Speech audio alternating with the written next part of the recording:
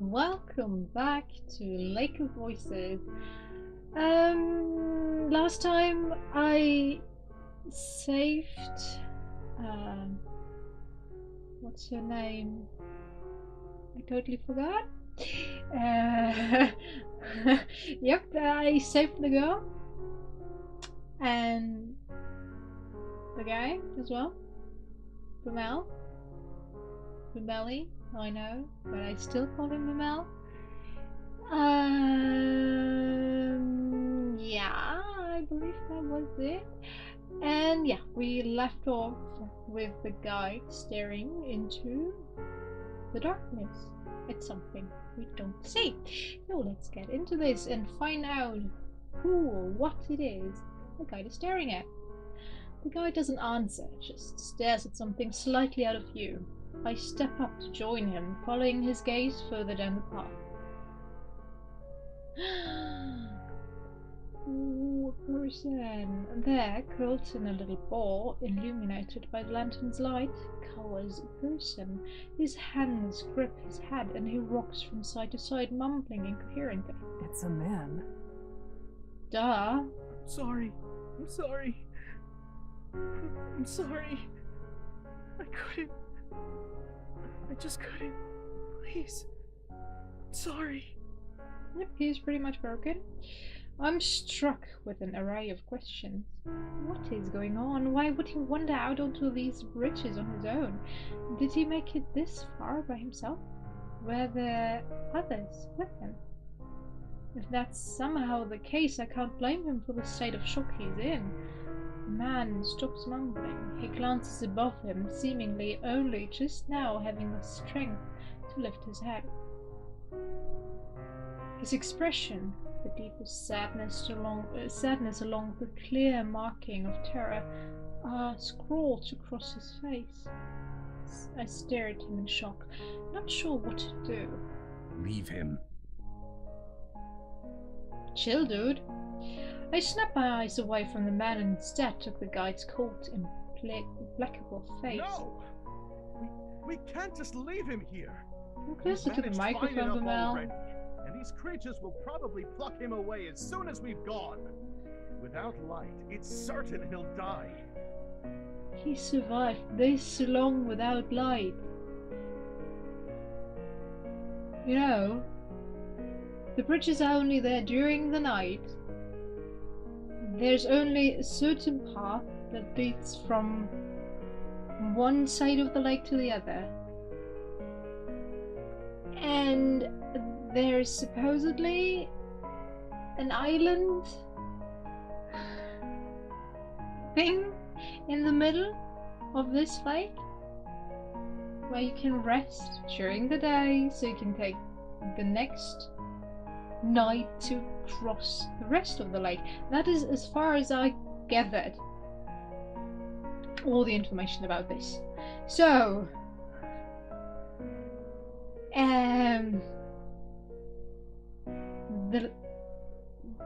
he must have come from that island whatever thingy, because he couldn't have gone that far in just a night unless he came from our side. But I think the girl was there from the beginning of the night, so I don't know how he could have possibly made it there in time for them to meet him there. And then, without a light, he survived this long. Unless there's another guide, I don't know. Could be, but they only speak of the guide. So, yeah. I don't think there is another one. Let's continue. He won't make it regardless. Pretty sure. I can agree with you on that. The guy turns to look at us, his eyes seeming to glow from the closeness of his lantern. For the first time, I feel uncomfortable in his presence. Whoever shelters him will only risk dragging themselves down with him. Leave him. I glance at the others. Bamel is outraged, but Margaret is staring at the man with something like fear. She's uneasy, but she doesn't voice her concern. Are you alright, Atlas? Alright.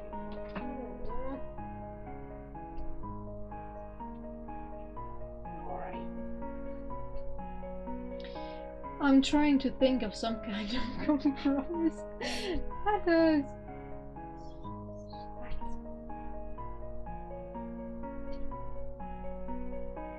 He's having the hiccups. It's distracting, I'm sorry. I'm trying to think of some kind of compromise when the guide speaks again, his voice cutting. If the man comes, then whoever is shielding him will have to remain at a distance from the rest of the group. Far enough that you can't see me, just my light.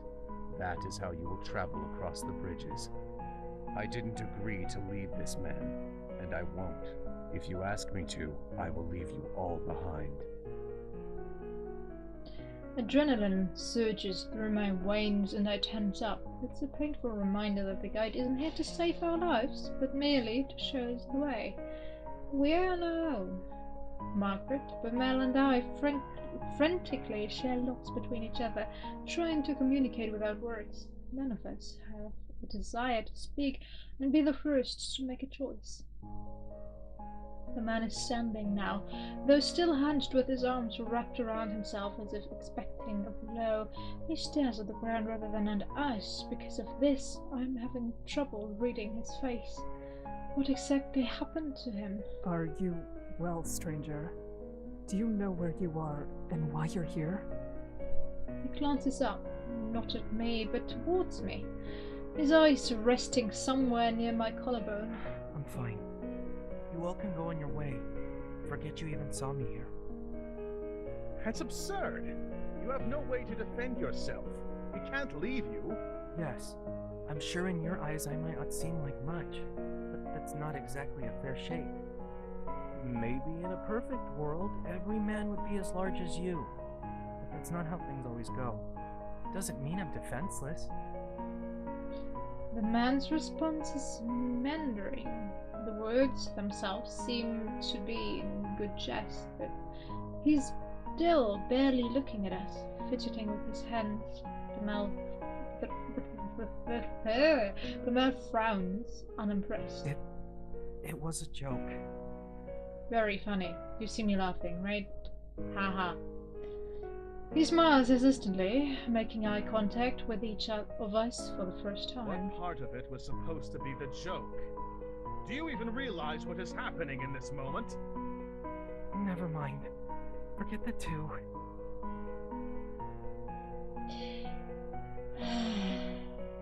Point is, I'm alright. You were curled up in a ball when we met. Margaret. That's your name? Good. Girl, I can now maybe remember the name of... Yep. Exactly. Something must be wrong with you. Oh no, sounds like you've been talking with my father. What? He lets out a weak little laugh, coupled with an eyebrow raise, voice trembling. No one really knows what to make of this. What? Is that another joke? If it is not funny. I don't know if you want to be a comedian. You should really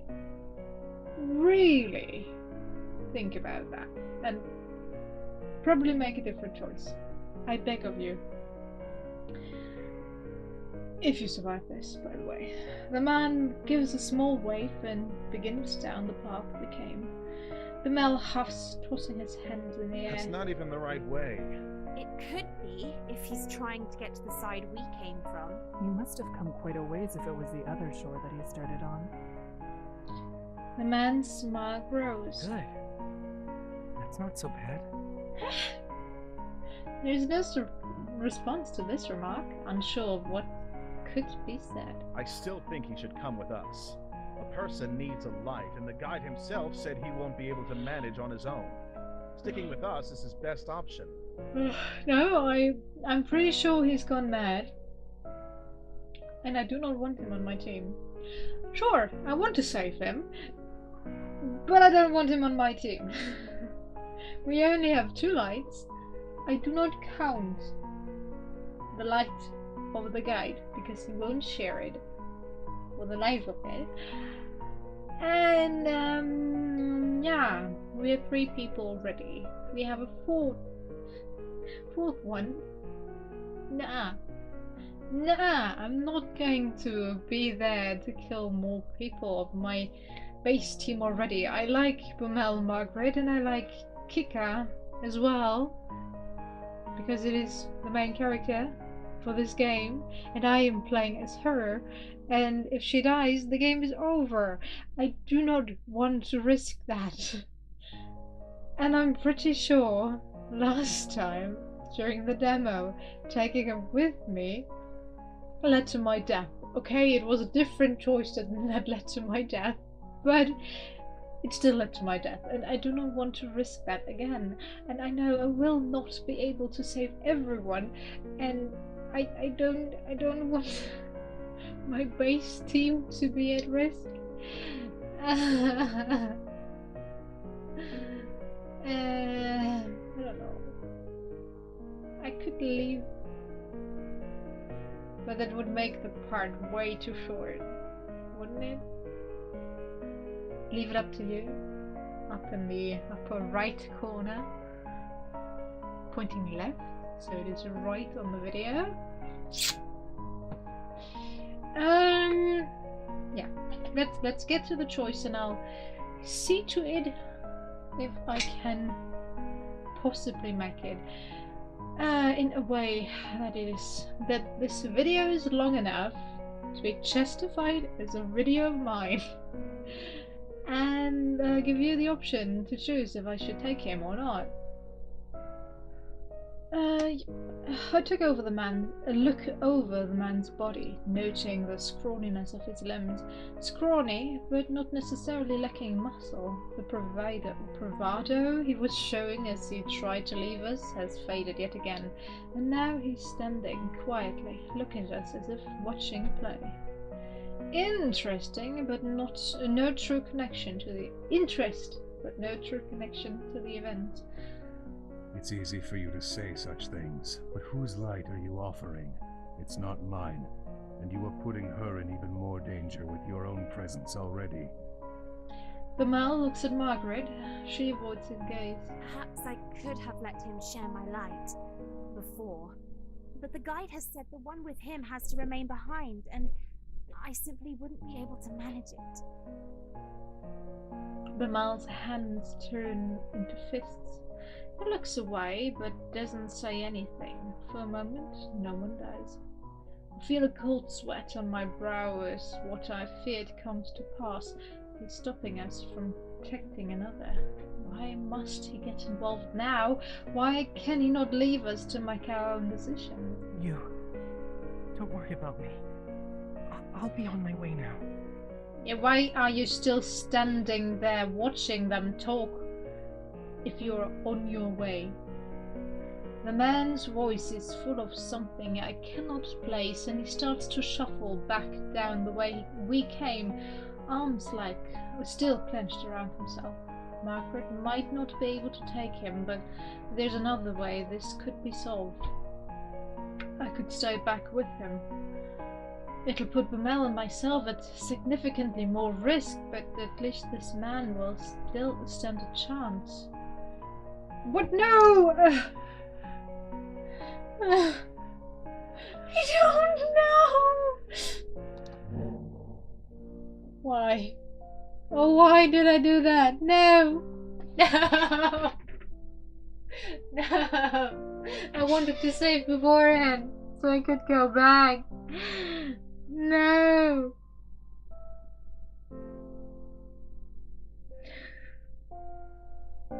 Can I go back? No.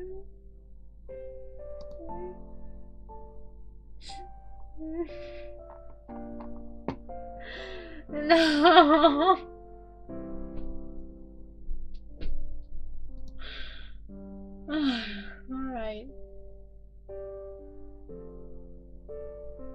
Guess no choice for you. But that means I have to survive. What is coming next? I straighten my arm out like a rod, blocking his progress past me. Stops. Relax. I am not afraid to stay behind, as long as Bemele can remain upfront with you in your light. The guy doesn't say anything, doesn't even blink. Margaret covers her mouth with her hand, muffling some sort of gasp. Bemele smiles sadly at me. One can always count on you, Kika. The man, meanwhile, stands with his mouth agape, truly and genuinely shocked. Well, what will it be? Margaret sputters for a second, searching for words, but clearly unaware of what to say. Bemele chimes in before she can get anything audible out. I can stay in between you and the guide. I don't need to be right next to either of you. That way you won't have to worry about a repeat of what happened earlier. I wouldn't refuse you being here. The guy doesn't acknowledge them. He stares at the stranger. The man shakes under the attention. No, really. I could just go on my own. It's fine. I step closer to him, lending the support he seems to desperately need. You do not need to go this alone. I will protect you. The man stares at me. I return his gaze, willing to see my certainty. There needs to be no blood spilled tonight. Are you sure about that, Kika? Slowly the fear melts off his face, replaced with something like resignation. Then he drops his gaze to the floor. Oh, okay. All right. I crossed his shoulder and turned to the rest of the group. You should get a head start, correct? You'll have to put some distance between us. No! No, we don't have to do that. Yes, we do. Unnervingly, there's a hint of an emotion in the guy's usually empty voice. Anger.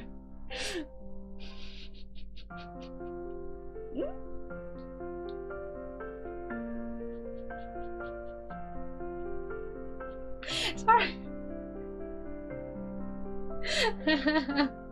I'm just so happy to make him angry. He starts to walk, not waiting for a reply. Margaret grits her teeth, eyes filling with tears, face flushed. She mumbles something in a small voice, something I'm just near enough to hear. Why am I always so powerless? I'm sorry, Margaret. I am sorry. But it's better that it is me than it is when it is... It's better me than you, believe me. I can make choices. You don't seem to be able to. We saw that with that jump, right? The jump you didn't manage last time. That's why I went back and saved you. The statement catches me somewhat off guard. Margaret? Powerless? She's not a mercenary, to be sure, but she seems so certain of herself. Then again, I don't know the reason she needs to cross this lake. Before I can decide whether I should respond, the tears fade from her eyes. Margaret takes a deep breath. Please be careful.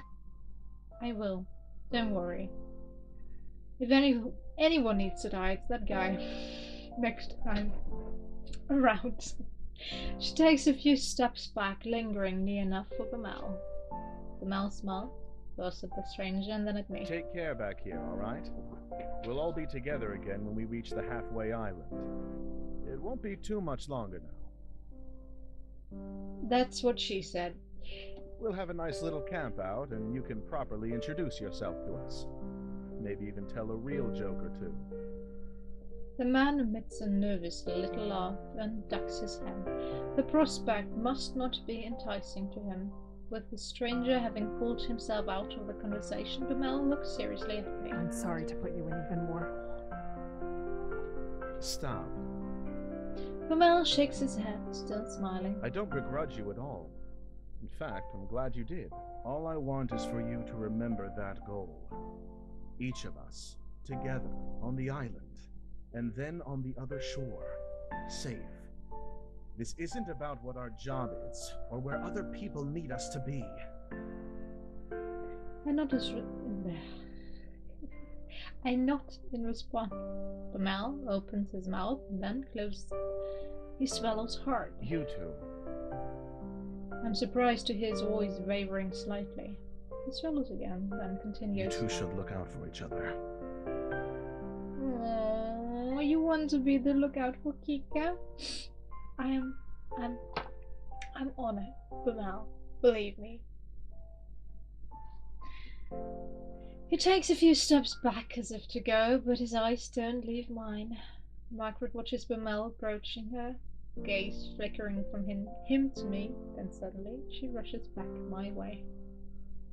Margaret flings herself into me, wrapping me up into a hug, as crushing as a small, shivering friend can muster. Thank you for not leaving me behind either. Then she pulls away, turning around without seeing my reaction. The scent of lavender hangs in the air, though I can't tell whether from her hair or her clothes. Watch out for yourself, too. Not just for everyone else. Thank you, Margaret. I will. I will. Oh, the guide's figure disappears with only his lantern to lead the way. Bamel and Margaret are finally forced to leave us behind and catch up with him. I watch them disappear into the fog, an odd feeling in the pit of my stomach. I cannot recall the last time I had difficulty seeing someone leave. You should go after them. I stopped. I almost forgot the man was there, standing right next to me. Now he looks at me with desperate eyes. You don't need to do this. Tell me why I shouldn't, then I might leave you behind. What? I'd rather know you returned to them safe, and that you all had a chance to make it back together. The way they acted, having to go on without you, no one would feel that way for me. I'm not worth it.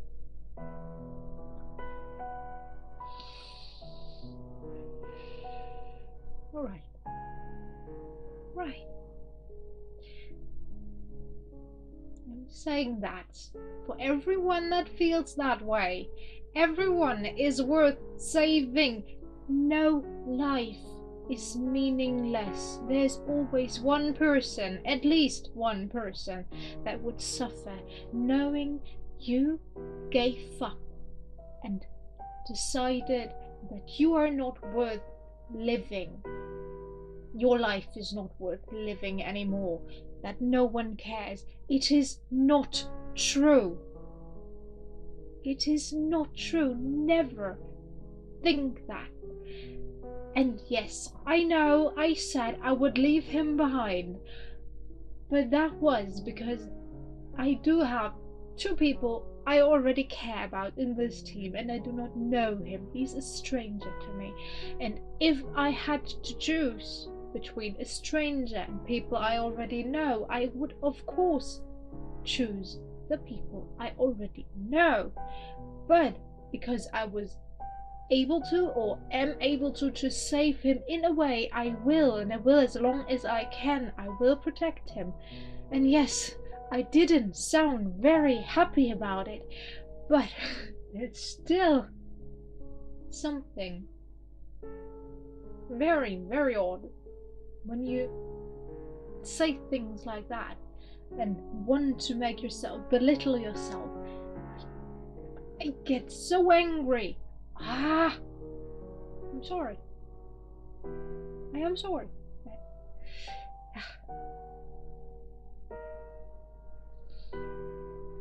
Seriously, never think that you are not a person loved by anyone. Do not think that. It is not true. Alright, going on. That's not. Be more forceful, Kika, please. I stop, unable to say the last word. Can I claim that he's wrong? This is the only thing he has seemed sure of, and I do not know. Empty platitudes may be worse than nothing at all. Well, he seems to have done something, because he was apologizing when we first saw him. Apologizing about something. I don't know. Maybe he lost someone in the group he was with when he went over the bridges. I don't know. We don't know him. But still, every life is worth saving. The smirks at my mumbling reply. I'm caught off guard by the change. With only that, it seems he's in his element. It's true. He continues to grin, more to himself than me. You lot certainly made a scene, huh? That's nice. Being loved and all. Clarifies after I just have given an undesired reaction to the statement. I'm so disconnected with myself, I am unsure if surprise appeared to my face or if it was lack of emotion that put him off. I don't know exactly what kind of love it is you share, but there has to be a bond in that group of yours. We literally met just hours ago. So, love isn't what I would call it. I would call it a bond built by trust. Because you have to trust each other when you're in a dangerous situation. And, at least Kika saved both. At least one. So, trust is what we share. Love is what we build. So, let's get on with this. I mean, especially with the long-haired one. You wouldn't look at anyone like that. The long-haired one? That's like everyone except for the guide. He loves and then speaks quietly. Doesn't matter. I could still try for the other shore. Go. I will stay. And I forgot to save again! God damn it!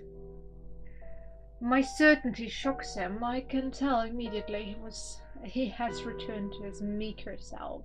The man starts to speak again, but time to run. We should start walking. That should be enough of a head start for them. He hesitates a moment, but ultimately begins walking at my side. I'm relieved. I can never be quite sure what will come from this one. We move in silence. The man doesn't seem to want to speak anymore, but he keeps glancing at me as if expecting something. Somehow, his odd behavior is comforting rather than disconcerting.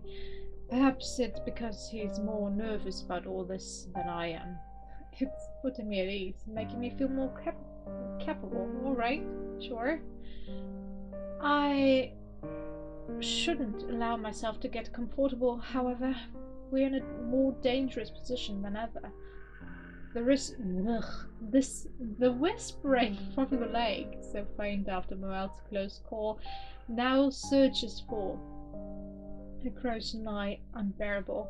The creatures teeming below the surface. I dare not speculate on what has them so excited. Have you a name? The man chuckles dryly. Barely. I don't really know what I am to take from that. This time his love is more of a bark, quickly out and swallowed back up. Then he frowns. Lou. Only 2 letters. So barely. I see. What are you doing out here without the guide?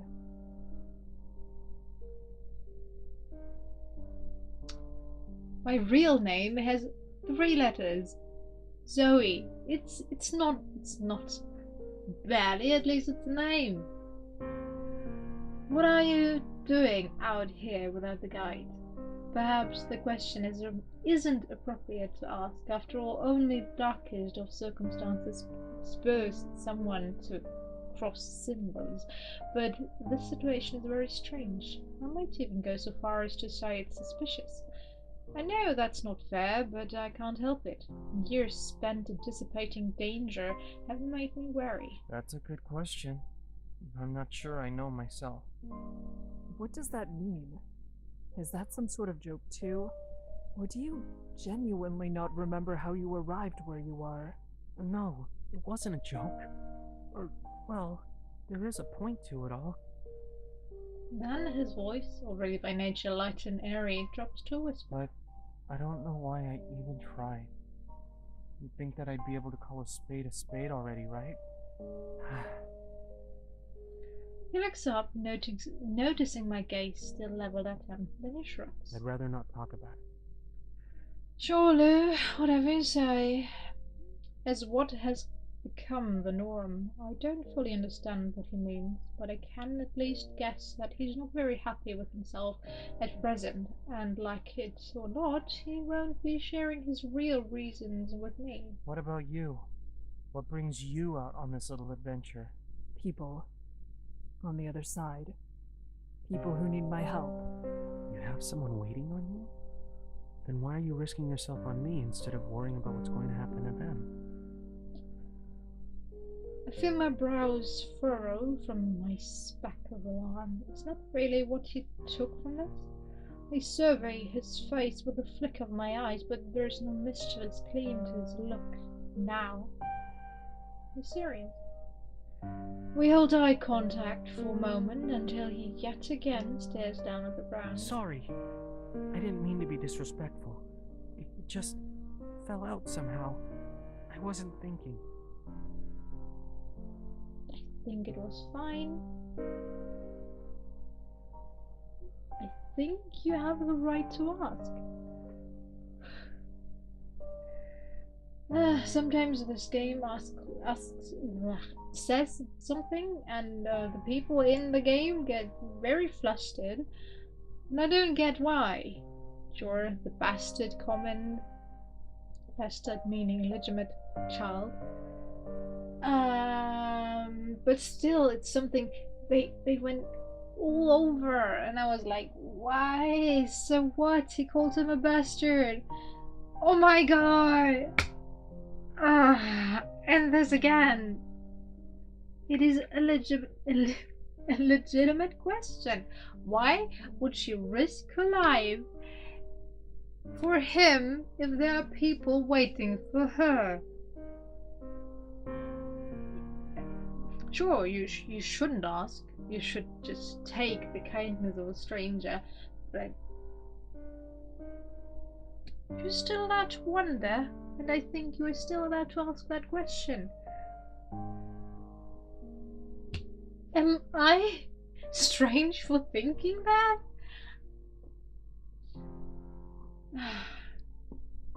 You're important as well.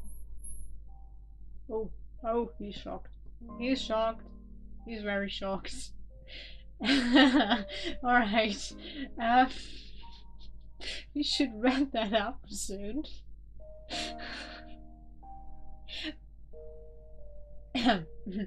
His stare shoots back at me, eyes wide. Of course I'm going to be there for those counting on me. But you aren't nothing. I won't simply turn my back on you. Oh, he smiles sadly, the kind of smile someone who has experienced great hardships has. A smile I'm all too familiar with. I probably have to disagree. Still, that's nice of you to say. Don't get me angry again. We may not know each other well, but you wanted us to go on without you for our own safety. You even tried to have a sense of humor about it. That counts for something. My statement is far from grand, yet he becomes distinctly bashful all of a sudden, twitching his legs with each step. He hangs his head and mumbles his next phrase. Sadly, he seems unaccustomed to receive praise. That's true.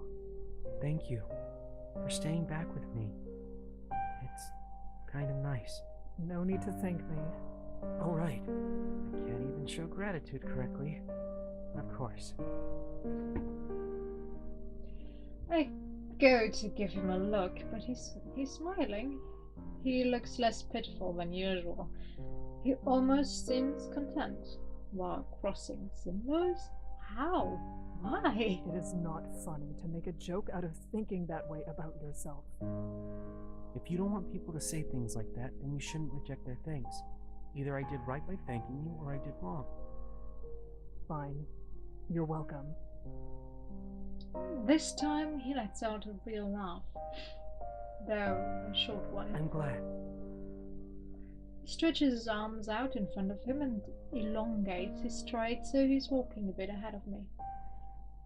It sits wrong with me. He's relaxed and completely unguarded. He's even fine with distancing himself from the light and all the odd comments he has said so far. Then a thought strikes me. Maybe the reason he's so calm is that he doesn't care what happens to him. My heart plummets into my gut. For a time, there is relative peace in the silence between us. Then Lou sighs heavily. Alright, let's figure out why he's sighing in the next part. This is getting long enough. I said I would make them 20-ish minutes and it's 35 already. 36 in 4 seconds. Yeah. I think that is enough for today at least, and we'll probably get to the point where we died last time around in the demo. So yeah, we'll get to that next time, and I'll see you all then. I hope you enjoyed it, and see you next time. Bye bye.